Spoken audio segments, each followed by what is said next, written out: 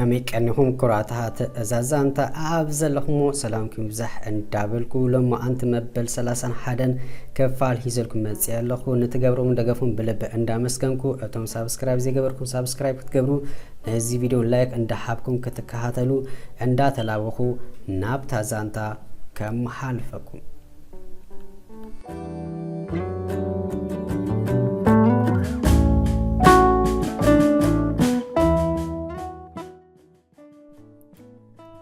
سامي نتوت سعيد من السماء الرئيسو دافئو تناخنيهو كام حسان قول نبأن هذا نفس إيمه قاعد سرايك علن وتسعيد مرمرا نأجرو كلا خونلو اندا تتصبع حدش نجر كسم أيك علن يأجرو بسنكي إسروم زور دلو حدقا بكان حوارو كام زلمسا الرقص كونم زحزون زجبتون تأفئو مسنا قسلو بكا دقاقي مؤالك أسا أي بلم إذن أيتوال دقزو كتسنان عوكا أنت فتنو نسو قنا فهزيمو سلديت واحد قالو قالت إفو كزحلي ترأين أمود دعتو قنا حكمنا حزل لها بجاح أسبل زبل زرواتات كابتن نرس بتدقاقا مثل السمعم كيف توني وشتو جيرو تم كول تقددا هيوات زي حسابو مقات هيزاتلو دبخ بلد ود سب نايصبح كيف لتبزح المتات يوصي مدب يسلاسل يحاسب لألأقم بقى حانساون يحاسب سألو يأقرقرمو عبزي تتصبق زي عنصار دليتو يقاتمو تسفا غيركا أما أريحا متمات تمرات سكوا انت هنا يقدس لومي رأسي خمزخون قنا كالتا جيزي تخسر الله حمالتي كابكنا لم عندنا مركا أقم حبز أبا صح حسب سامي أبكلتا سمنو كاب حكمنا ساوجيمو نفسه الزخير زنا برسب بدك أجزء بعربية عند تدفئم جزء بسح ولو كنت جزانا في أنت نبرجنا كل نجار أصلهم بفلاي كم دليتو زرات قلو زنا برسالون هجي بسبب حاجيسو كف كل مكان مسفلت دقاقي أستمع سلام تسوء بك أكم حافة حافيفو كم دورنا تبتاتنا نبقاتو فتسيمك أقات آيتك ألن بجاها باسامحاوي نفسها آيتو قدأ بلتو مسنا يدنقا سعيدان إدان قدأي سامي بدأم لألمانم نقر أشاقي وايم نكال إيت كاب قنو كي تفليتك تتسنعنوك أنت فتنات كاب دور حوت سواكنو وتسعيتو كسلت أيك ألن إيداون سريدا بسوفت غيرا نتي مأقرتو أتقلق وزنبر النبقات درزت اللوم مودعاتون حافا بلوم دقزو أبت السالون كوفا بلوو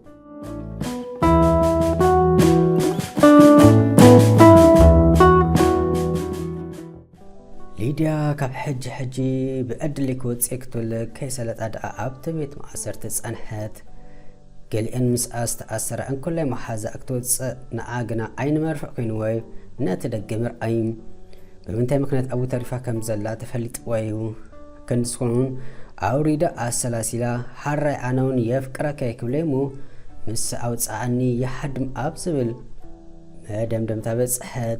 امبركا كم الزيت قبر كله أبيرن دقت بوليس مكنت أنت دلي كم كومدرة كمش مشايخ اليوم كم عملوا أنت حاسيك كل الدبخ مسبله نتبزح للسلاسلة اللو مسنا في الشقطاء تأبيع اللو نحطو حقت المسنا رسم أنا ملكت زي تحوسو مسحابرتهم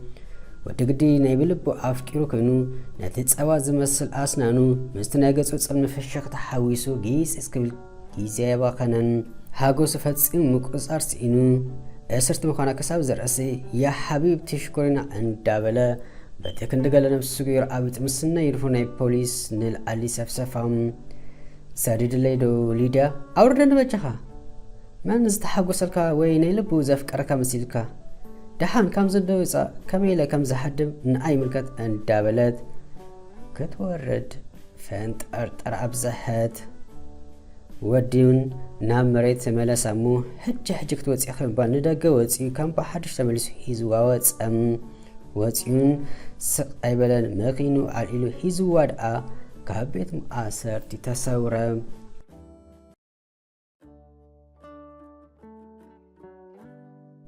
ኤስሮም ኣብቲ ቤት ማእሰርቲ ኮይኑ ኣውፅንባ ክብል እንተለፍለፈ መንክሰምኦም እኳ ደኣ በንጻሩ ሓደ ግዜ ብሰብ ገይሩ ዘቐጥቀጦም ዕሉላት ሰረቕቲ ኣብቲ ንሱ ዝኣተወሉ ሸላ ስለ ዝጸንሕዎም ምፍጣሩ ክሳብ ዝጸልእ ኣይብላ ኣይስተ ገይሮም ወቂጦም ወቃቂጦም ለዊሶም ለዋዊሶም ቃንዛ ብቃንዛ ኮይኑ ቀድሚ ህይወት ምስኣኑ ናብ ካልእ ክፍሊ ዝቐየርዎም ኣሕዋቱ ከም ዝተኣሰረ ስለ ዝፈለጡ ሃይሊ ገንዘቦም ተጠቂሞም ከውፅዕዎ ላዕልን ታሕትን ዝብሉ ዘለዉ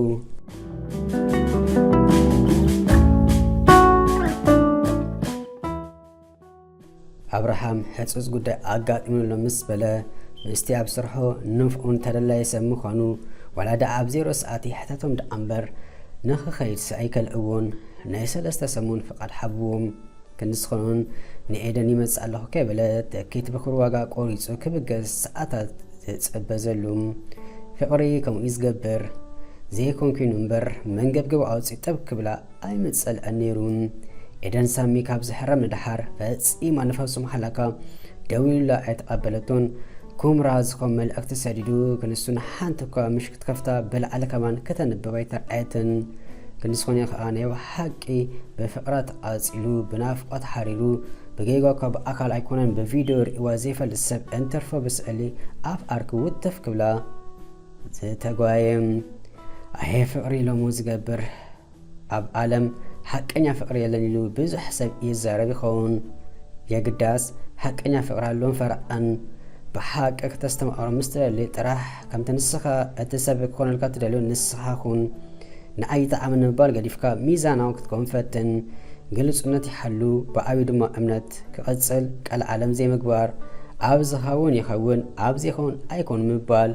ንፍቕርኻ ዘሐድስ ሓደሽቲ ሓሳባት እንዳምጻኻ ዳግማይ ምሕዳስ ብዘረባ ሰብ ዘይምጸው ፈጣሪ ኮይኑ ፍጹም ክሳብ ዘይኮነ ፍጡር ወዲ ሰብ ንኡን ኣብ ግምት ምእታው ሕማም ካልኣይትኻ ካልኣይኪ ሕማምካ ሕማምኪ ሃጎሱ ሃጎስካ ሃጎስኪ እዝን ወዲ ከምዝን ገለ ካብ ብዝውሕድ እንተማልኢኻ ኣማልኢኺ ከፋት ነቓ ክርከብ ስለ ዘይከኣል ከምታ ዝተፋቐርካያ ከምኣ ኢልካ ኣሪካ ብሓባር ክትሞት ኢኻ ኣብርሃሙን እንተ ኮይኑ ከምኡ ድሌቱ ኣብ ኤሮጳ ሰፊሩ ካብቶም ሓዳር ቁም ነገር ዘይገበረ ሰባት ሓደ እዩ ሓዳር ዘመግበር እዩ ናይ ኤሮጳ ሓዳር እዚ ንሪኦ ዘለና እንዳኣሉ ኢሎም ከይተመርኣዊ ክነብሩ ዝሓሰባት ኣይኮነን ሰዓቱ ስለዘይኣከለን ስለዘይረኸበ እምበር ሕጅግና ኣጋጣሚ ንልቡ ተመልኣሉ ሰብ ረኺቡ ፀሓዩ በሪኦሉ ዘሎ ሙሉእ ሓጎስ ኮነሉ ግና ኣነውን የፍቅረከ ንሓዋሩ ምሳኻ ክነብር ክትብል ኤደን ከተበስሩ ኣለዋ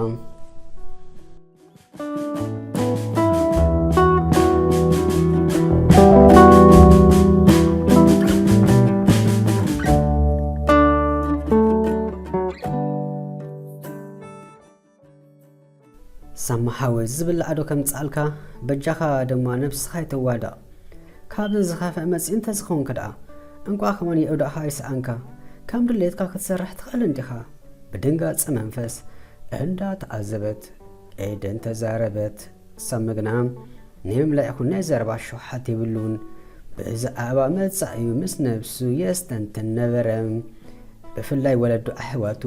ኣብ ቅድሚ ዓይኑ ስለዝተገተሩ ካይለወጦም ከም ዝኾኑ መመሊሱ ኣበሳጨው ነቲ ኩነታት ፈጺሙ ምቕባል ተጸገመ ሰማሓወይ ናይ ባር ኣበጃኻ ኣነ ሓቆረብ ኣየደንግጸካ እንዴ ረኣይ ንስክ ዓይኒ እንተ መሲኑሎ ሓንቲ ለይትኳ ሰላም ዘይብልኩ ኣነ ኣብ ዝኾነ ሰዓት ኣብ ጎናህ ስለ ዘለኹ ትሰኸፍ ኣይብልካ ድሓር ድማ ኣጃህ ኩሉ ፍቓድ ኣምላኽ ስለ ዝኾነ መን ይፈልጥ ሓካይም ኣይኮኑ ዝበሉና ብማጨሎ ፀብሊ ይሓወኾን ስለዚ ከምኡ ክንፍትና እንዳበለት ኮላ ማዓጾ ካንሸሎ ከኩሕሕ ስለ ዝሰምዐት መንዳኣሉ እንዳበለት ከይዳ ምስ ከፈተት ክልተ ፖሊስ ምስ ረአት ብስምባድ መኽኺላ ተረፈት መምፅእ ምክንያት ሓቢሮ ንውሽጢ ሒዛቶም ክትኣቱ ሓበርዎም ከም ዝተባሃለቱ ምስ ገበረት ናብቲ ኣብ ሳሎን ዝነበረ ሳሚ ድሕሪ ምባል ነዚ ሰብ ትፈልጦ ዲኻ ክብሎም በኣምሓርኛ ሓቲቶሙ እንታይ ደልዮም መፂኦም ክብል ዝፀንሐ ሳሚ ስእሊ ናይ ኤስሮም ምስ ረአይ ብስምባድ እወ ምስ በሎም በል ብመኪና ዝገጨወካ ተኣሲሩ ዘሎ ሰብ እዚ እዩ ቅድሚ ሕጂ ብኣሲ ገለ ነይሩኩም ድዩ ምስ ሓተተ ሳሚ ምእማኑ ስለዝተጸገመ ክምልስ ኣይተረኣየን ኤስሮም ማዕረክ እንደዚህ ይበጽሕ ዝብል ግምት ፈጺሙ ኣይጸንሑን ሽሕ ግዜ ብሰንኪ ኤደን ካብቲ ገዛ ይውፃእ ዳኣ እምበር ዝፈትዎ ወዲ ገዝኡ ነይሩ ኤስሮም ብጣዕሚ ዝፈትዎ ነይሩ ግና ግዜ ዘይኮነስ ጓል ኣብ መንጎኦም ኣትያ ነፋስ ይኣተትሎም ንነፋስ ተቃሉ ግና በዓላት ወይም ብፍላይ ኤስሮም ትፈልጦ ኣይትፈልጦን ምስ በልዎ ኤስሮም እንዲ ይፈልጦ በኣስ ግና ኣይነበረና ክብል መሊሱሉ ኤደን ኤስሮም ዝብል ስም ምስ ሰምዐት ነጢራ ደኣ ናብቲ ሰሚ ሒዞ ዝነበረ ስእሊ ኣቢላ ብዓይና ምስ ኣረጋገፀት ብሕርቃንታ ክትብል ቁሩብ ተረፋ እሞ በኣሲ እንተዘይብልኩም እንተሓክብር ደኣ ንኽልቴኹም ክጥሕረኩም ሓሲቡ ንዓይኒ መሰኻኸርኩም ኢሎም ምስ በለ ድሓን ጉዳይና ናይ በዓል ናትና ስለ ዝበለ ምናልባት መንገዲ ስሒት ይኾን ክብል ይሓሊፉ ናይ ክህብ ከመኽን ይፈተነም ድሓን በል ምስ ደለናካ ክንመፂና ወይ ከንፅዋዕካ ንምባል ገዲፎም ወፁ ኤደን ምስ ሰምዐቶ ነገር ምእማኑስ ኢና ምስ ናይ ስምባኣዳ ድሮ ኣብ ሓሳብ ጥሒላ ነበረት ብሰንኩ ተኣሚፃ ከኣክላ ካብ ሓደ ክንደይ ግዜ ምስ ሳሜት ተባኣይሱ ምውዳእት ክልክሙ ምሕሳቡ ናይ ነገር ጥዕና ኣይኮነን በለት በጣም በተግባራቱ ሓዘነት ሓረቀት በቃም ተበሳጨወት ንሓደ ሓው መባልእቱ መሳቲቱ ዝነበረ በከምዚ ጭካነ ዘሎ ኣገባብ ክልክሙ ምሕሳቡ ኣብ ግዜ ከም ደረጃ ምውዳቁ ሕርኩም ትርዓበላ ኣብ ትርእሲ ጽልኣት ወሰኸትሉ ሓንደበት ግና እንዳጎ ድሕሪ ምውፃእ ዓብይ ናይ ባዕት ኣሰርቲ ተኣሲሩ ከም ዘሎ ሓቲታ ሳሙ ሓወይ መጻእኮ ተጸበይና ሓራዶ ምባል ሰዓታ ሪኣ እሳት ለቢሳ ኮሊሳ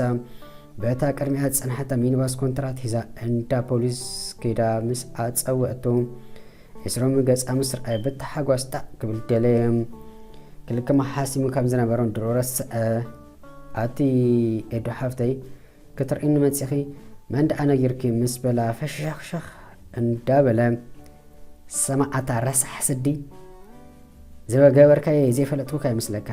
ሕጂ ጽቡቕ ዶ ብሰንካ ሳሚ እግሩ ለሚሱ ሕጂ ጽቡቕ ዶ ህይወቱ ተበላሹ ኣታ ቁሩብ ሕልና ዝትገብር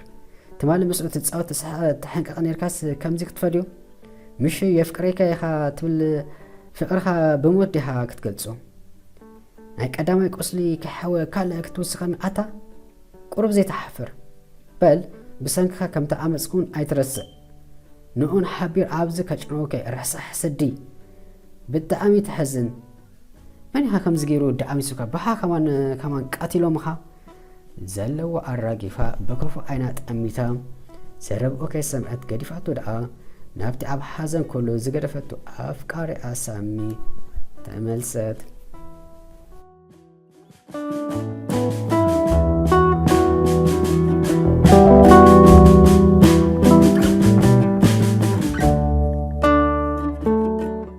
ሊድያ ካብቲ ገዛ መውፅእ ቀዳደ እንዳፈተሸት ከላ ነብሲ ክትሓፃ ክብል ጸሊም ጀለባ ዝዓነቱ ክዳን ሒዙላ መፅም ድሓናይ ሕፀብኒ ምስ በለት ግና ንእድኣ ናይ ቤት ማእሰርቲ ረሳሓት ኣራጊፈ ዝበለይ ዝመስል ብኢዳ ጎቲቱ ናብቲ ናይ ሻወር ኣፍ ደገ ኣብፂሑ ናብ ሳሎኑ ተመልሰ ክሳብ ድሌታ ትረክብ ነዚ ጉዳይ በጠበ ክትሕዞ ከም ዘለዋ ንነብሳይ ኣሚና ከይፈትወት ተሓፂባ ምስ ወፀት መግቢ ቀሪቡ ክትበልዕ ሓተታ ጥሜት ስለ ፀንሓ እንታ ብዘይገድስ ጥዋዓዋዕ ኣበለቱ ነዚ ምስርዓይ ወዲ ቅሳነት ክስምዖ ጀመረ ጸኒሁን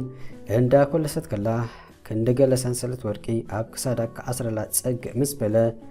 ድሓን ይትረፈኒ ኢላ ክሳዳ ክተርሕቕ ፈተነት ብቐሊሉ ግና ኣይገደፋን ኣሲሩላ ዳ ኣብ ምእጉርታ ምስ ኣማ ግና ብሕርቃን ተስኣ ከይተረድኣ ብፅፍዒት ኣላድደቱ